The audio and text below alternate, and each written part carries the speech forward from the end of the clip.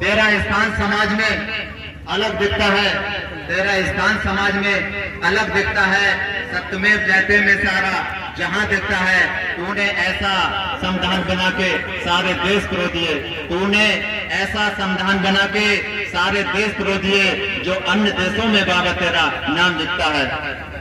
अगले क्रम में मैं निवेदन करूंगा, क्योंकि जिस हिसाब से अभी हमारे मंडल अध्यक्ष श्रीमान रिंकू अवस्थी जी ने जो उपलब्धियां और जो कार्य जो गिनाए हैं वो कहीं छिपे नहीं है।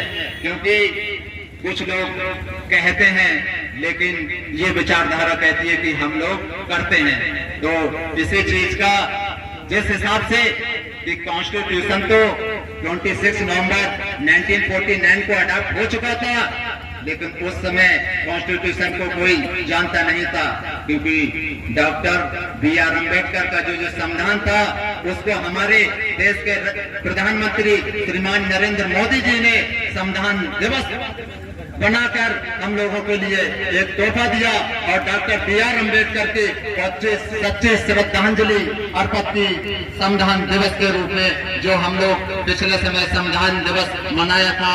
और उसी उपलक्ष्य में हमारे प्रमुख साहब घोषणा कर चुके थे और हमारे विधायक जी घोषणा कर चुके थे कि आज जो जिस प्रकार से डॉक्टर B.R. अम्बेडकर का पंचतीर्थ बना है, उसी रूप में एक डॉक्टर की विचारधारा केवल एक डॉक्टर ही समझ सकते हैं कि जो हमारे बीच में डॉक्टर NPR या विधायक जी ने कि हम लोगों के लिए एक तीर्थ के समान, क्योंकि एक पार्क का निर्माण करा के हम लोगों को बहुत गौरवान किया है। एक बार जोरदार तालियों से इस्तेमाल करेंगे।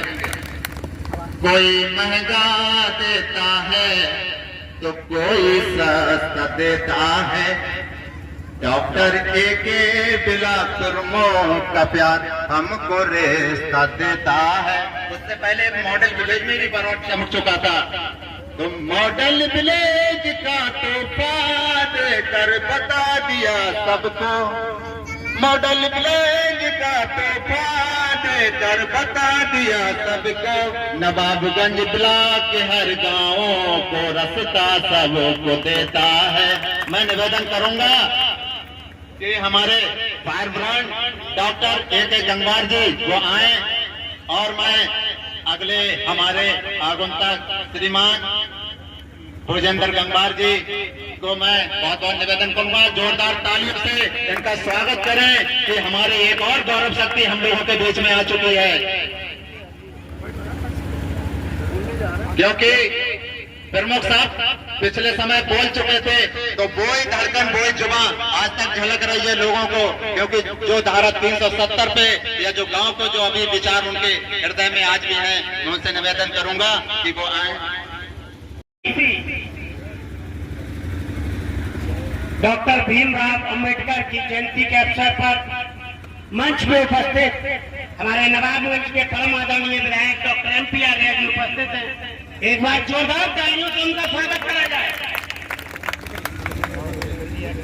मंच पे हमारे नगर के हमारे भाई नगर अध्यक्ष नीरेंद्र सिंह राठौर जी भी उपस्थित हैं। एक बार जोरदार तालियों से उनका स्वागत करा जाए।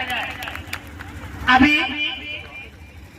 मंच पे हमारे बड़े भाई भुजेंद्र गंगवार उपस्थित है, एक बार उनका भी स्वागत करा जाए।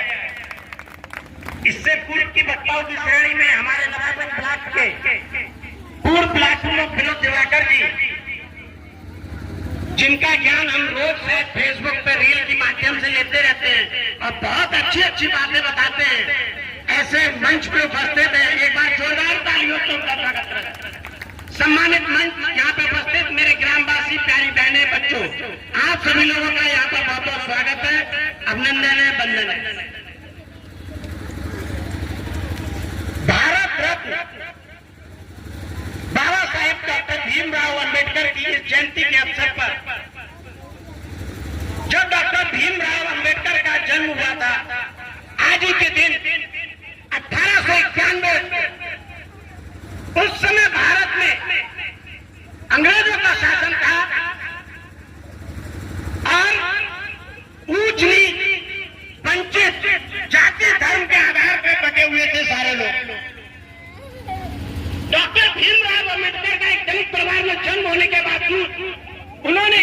उच्च शिक्षा ग्रहण करी और लंदन से बैरिस्टर की डिग्री लेके वापस आए। जब भारत स्वतंत्र हुआ तो देखा गया कि इस देश में सबसे विद्वान आदमी कौन है जो भारत का संविधान लिखने का कार्य करेगा, तो केवल एक नाम सामने आया, डॉक्टर भीमराव अंबेडकर, जिनका नाम सामने आया। और उन्होंने अपने अथक परिश्रम से 2 साल 11 महीने 18 दिन में भारत का संविधान लिखा। और ये विश्व का सबसे बड़ा संविधान था, जिसमें उन्होंने अलग अलग देशों के संविधान का अध्ययन करा और उसमें से जो अच्छी अच्छी चीजें थी उनका निचोड़ निकाल के भारत का संविधान तैयार करा। डॉक्टर भीमराव अम्बेडकर ने जो संविधान लिखा, उसमें उन्होंने जो दलित थे, आर्थिक पिछड़े थे, शोषित थे, वंचित थे, हमारी मातृशक्ति थी, उनके लिए विशेष स्थान देने का कार्य करा। और उन्होंने कहा जब तक ये लोग मुख्यधारा में नहीं आएंगे तब तक भारत विकसित देशों की श्रेणी में नहीं आएगा। और यही कारण है कि आज भारत संविधान के आधार पर विश्व में 5वें नंबर पे पहुंच गया है। और मोदी जी का कहना है कि 2047 में भारत विश्व के नंबर 1 पे पहुंचेगा। अभी आपने देखा कल भारत ने एक उपलब्धि और हासिल करी।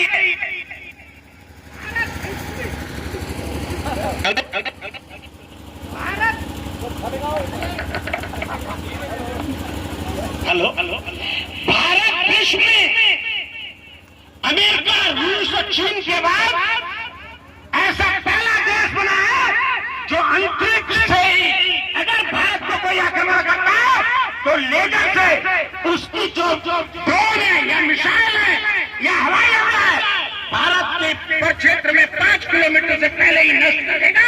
ये केवल भारत की पहचान है।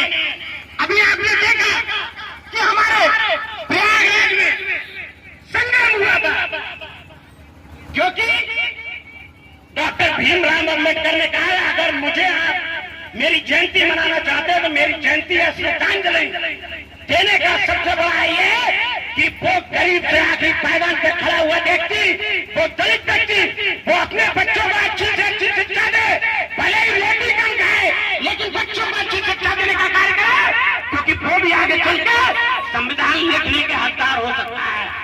तो अभी जैसे संगम में स्नान हुआ था, 67 करोड़ लोगों ने वहां पे स्नान करने का कार्य करा। यहाँ पे बताइए कितने लोगों ने स्नान करने गए थे संगम में? ये जितने लोग भी संगम में स्नान करने गए, मैं केवल एक चीज पूछूंगा, जिसने वहां पर डुबकी लगाई उसने अपने आसपास में डुबकी लगाने वालों से ये पूछा कि जो किस धर्म या जाति का है, पंडित है, ठाकुर है, ओबीसी है, पूछा या नहीं पूछा? नहीं पूछा ना, तो हम लोग ये धर्म जाति के आधार पर क्यों बदलने का काम कर रहे हैं? हम सब एक हैं। अगर हम सब एक रहेंगे तो नेक रहेंगे, और नेक रहेंगे तो हमें कोई हिदायत दिला नहीं सकता। अभी जिस तरह से लोकसभा के इलेक्शन में हमारे बड़े भैया ने बताया, जो लोकसभा की यानी संविधान की किताब लेके चल रहे थे, उन्हीं के अत्याचार ने जब हमारे भीमराव अम्बेडकर ने संविधान लिखा था और उसमें आरक्षण की व्यवस्था की थी, तो उन्होंने ये कहा कि इस आरक्षण का विरोध होना चाहिए। यह आरक्षण मूर्खों को प्रोत्साहन देने का है। उन्होंने हम लोगों के लिए ऐसा कहा था। आज उनका बेटा ही सबसे बड़ा मूर्ख है, जिसे संविधान के बारे में नहीं पता है, और संविधान को ऐसे लाता है जिसका गांधी, राहुल गांधी नाम है। गलत कह रहा हूं, सही कह रहा हूं? यानी कहीं ना कहीं आप जैसा बोलोगे पैसा आपके बच्चे भुगतेंगे।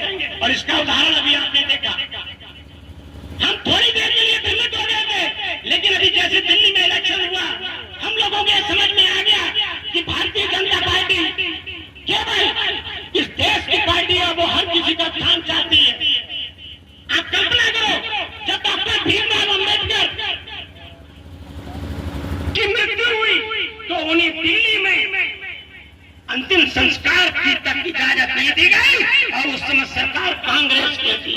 वहीं आज मोदी की सरकार ने वहां पे भव्य स्मारक का निर्माण कराने का कार्य करा है। गलत करें, सही करें?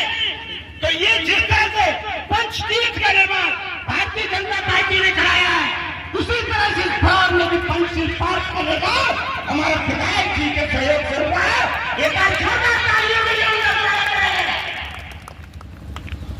हमारे अम्बेडकर जी ने यह कहा था संविधान में कि जो देश एक है तो एक देश होना चाहिए, एक प्रधान, एक विधान और एक निशान होना चाहिए।